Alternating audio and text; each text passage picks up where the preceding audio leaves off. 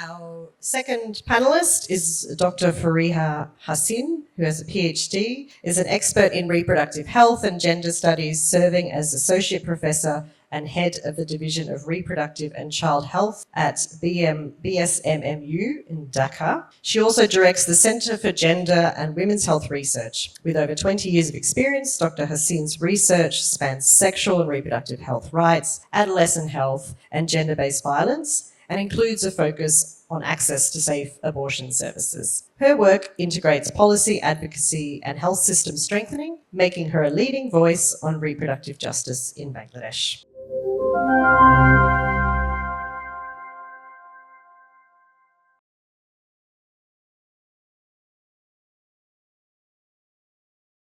Hello everyone, very good afternoon to you all. I am Dr. Fariha Hassin from Bangladesh. I am going to talk about advancing safe abortion access in Bangladesh.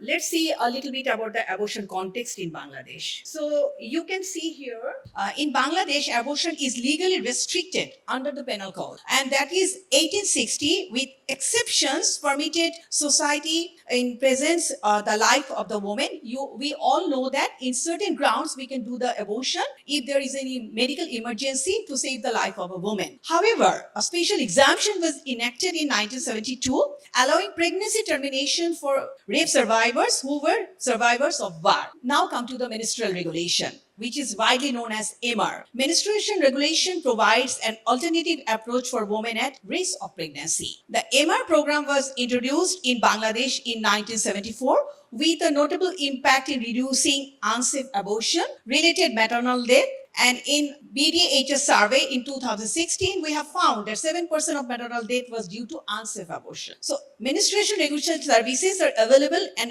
all health levels via government, NGOs, and private facilities. That means we have the services in the medical colleges, in the district hospitals, in Upazila health complexes. That means sub-district hospitals, and also in the NGO health services and the private health services. Now come to the menstruation regulation and post-abortion care. I would like to say something about this. By definition, menstrual regulation and methods is uterine evacuation without pregnancy confirmation, available through manual vacuum aspiration, that we also call MVA, and medication. Just Nandini talked about it, MRM. What is PAC services? Comprehensive care post-abortion, including physical treatment, of course, counseling, contraceptive access, and partnership with community providers, which is extremely important. And what is the provider scope? The provider scope is in MR services by trained doctor, family welfare visitors, nurses, and mid-level providers. Menstruation regulation by medication up to 10 weeks of was been approved in 2021. Legal policy, a legal and policy framework, I want to make some shade on these issues. Legal restriction. Abortion is criminalized except to save a life. Penal Code 1860. What are the policy developments? In 1979, menstruation regulation has become a family planning method. In 2012, expanded provider eligibility for the nurses. In 2014, MRM was introduced and later extended to 10 weeks. Essential service package. MRE is recognized as essential in primary healthcare services as well. Now come to the strategies for safe menstruation regulation and abortion care. What is the guideline? The guideline is National MR and PAC guidelines outline clinical procedures and provider support. Also, we have the training and quality control.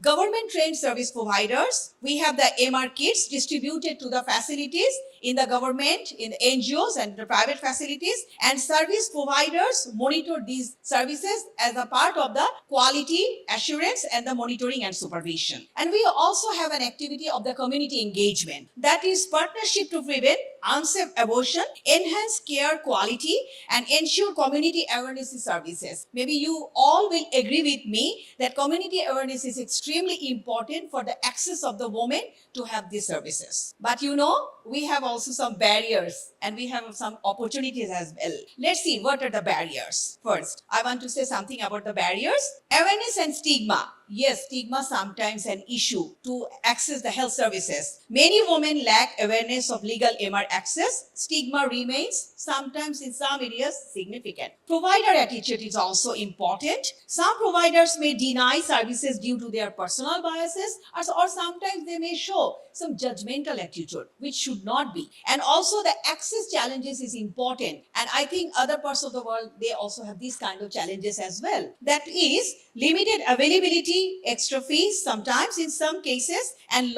logistical barrier, especially in the remote areas, in hard to reach areas. There are areas where there are also some geographical barriers as well to access these services. Now, where there is barrier, always there is a light of opportunity. So what are the opportunities? So MR by medication, so as you also say, Nandini, so enhances access, reduces facility dependence definitely, and is a vital in a low resource setting situation. Policy evolution, it expands providers inclusion and gestational limit in MR and PAC policies. And community awareness, we have a huge opportunity on this, that is promote education to reduce stigma and promote knowledge to safe MR options and contraception. This is not only the service recipients, this is also for the service providers, the community engagement leaders, of course the policymakers. So thank you so much for listening.